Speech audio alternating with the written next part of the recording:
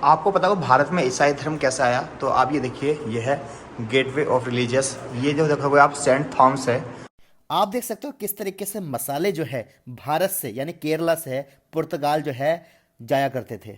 तो इस तरह के जहाज हुआ करते थे जिससे भारत से मसाले जो है यूरोप के लिए एक्सपोर्ट हुआ करते थे। दोस्तों मेरे पीछे है भारत का सबसे पहला यूरोपियन चर्च। जी हाँ दोस्तों, भारत के अंदर जो पहला चर्च बना ना, वो जस्ट मेरे पीछे है।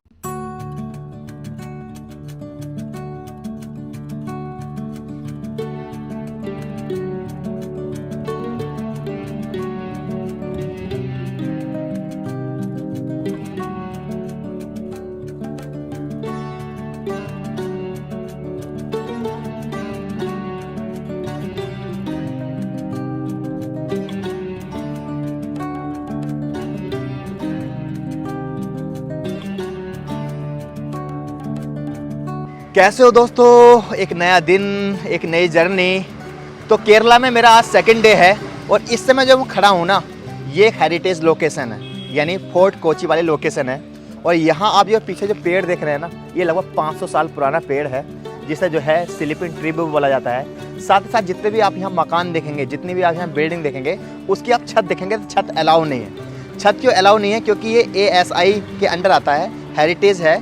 और ASI चाहते हैं कि यहाँ पर ये जो हिस्टोरिकल प्लेस है, ये हिस्टोरिकल प्लेस रहे, इसलिए यहाँ पर छत अलाउ नहीं है। तो यहाँ की जो छत देखेंगे, रूफ देखेंगे, इस तरह की देखेंगे जो हिल स्टेशन पर होती है, ताकि सेकंड जो है बिल्डिंग इस पर नहीं बन पाए।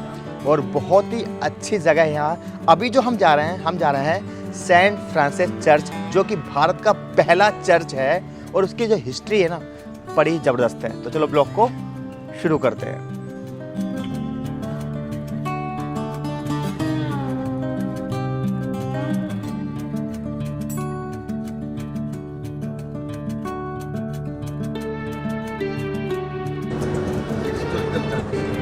अभी आप देख सकते हो मैं आ चुका हूँ। ये है भारत का पहला यूरोपियन चर्च।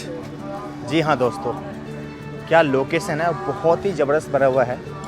और अगर मैं इसके सराउंडिंग की बात करूँ तो यहाँ का जो व्यू है ना, बहुत ही शानदार है। ग्रीनरी बहुत अच्छी है। तो मैं अभी घुमाने वाला हूँ आपको भारत का पहला यूरोपियन चर्च, और इसकी हिस्ट्री में आपको बताने वाला हूँ, जो बड़ी ज़बरदस्त है। दोस्तों क्या आपको पता है भारत में ईसाई धर्म सबसे पहले कहाँ पर आया? जी हाँ, केरला में आया। ईसा मसीह के जो 12 मुख्य शिष्य थे, जिनमें एक का नाम था सेंट थॉमस, जिन्होंने ईसाई धर्म को फैलाया। और आज जो हम देखने वाले हैं, वो देखने वाले हैं भारत की सबसे पहली यूरोपियन चर्च, जो बहुत ही शानदार है। तो अभी हम जो है अंदर चल रहे हैं। यहाँ से ASI आप इसके बारे में पढ़ सकते हो, हेरिटेज साइट आती है ये। अब यहाँ क्या होता है, 1 मिनट में बरसात पड़ जाती है। देखो बरसात पड़ने लगी, यही होता है, इसलिए मैं यहाँ छतरी लेकर आया था।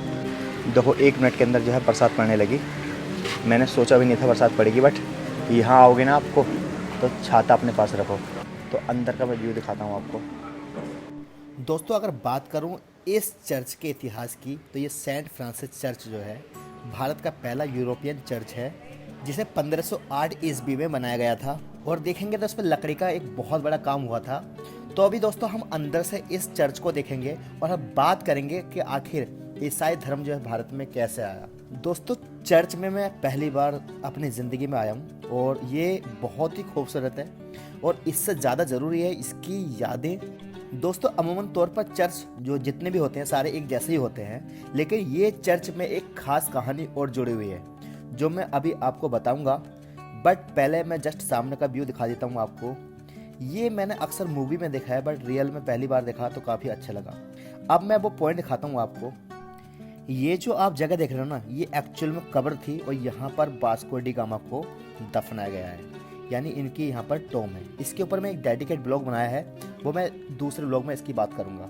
तो आज हम बात करेंगे कि आखिर ईसाई धर्म जो है इंडिया में कैसे आया।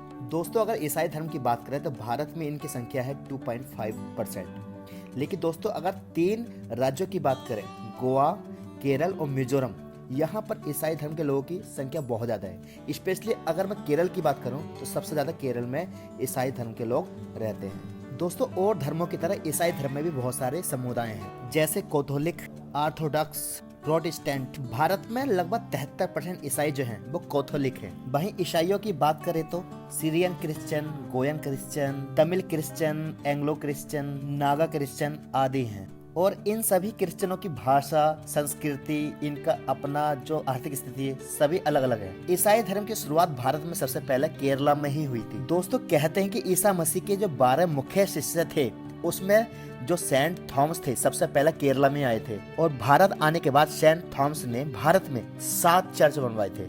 यहाँ फिर उन्होंने अपने धर्म को प्रमोट किया, धर्म का प्रचार किया। उसके बाद वो पूर्वी तट की तरफ यानी फिर वो चीन चले गए थे। उसके बाद सेंट थॉमस वापस इंडिया आए और फिर वो मद्रास यानी चेन्नई में जाकर बस गए। कहा यह जाता है कि सेंट थॉमस को चेन्नई के लोगों ने बहुत परेशान किया और वहीं पर एक गुफा में उनका कत्ल कर दिया। चेन्नई में आज उस जगह को सेंट थॉमस माउंट के नाम से जाना जाता है। तो इस प्रकार ईसाई धर्म जो है भारत में आया और भारत में लाने वाले सेंट थॉमस थे।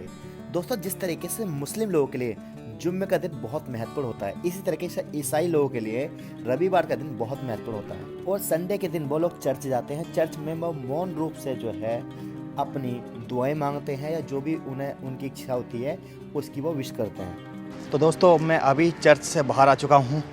तो आज आपने देखी थी भारत की पहली यूरोपियन चर्च। और दोस्तों जब केरला आते हो ना तो इस तरह की ऐतिहासिक बातें जब जानते हो ना तो बहुत ही अच्छा लगता है। देखो यहाँ बरसात पड़ रही थी, जैसे ही बाहर आए बरसात ख़त्म हो गई। तो ये यहाँ का मेरा सेकंड ब्लॉग है और बहुत ही अच्छा एक्सपीरियंस रहा। देखिए केरला को अगर आपको जानना है तो ये जानना ज़रूरी है कि केरला एक ऐसा राज्य है भारत में जो सबसे ज़्यादा पढ़ा लिखा है।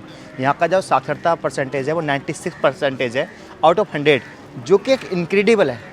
दूसरी चीज़ क्या है कि यहाँ पर 55% जो है हिंदू धर्म को मानने वाले लोग हैं, बाकी 44% जो है उसमें यहूदी हैं और मुस्लिम हैं।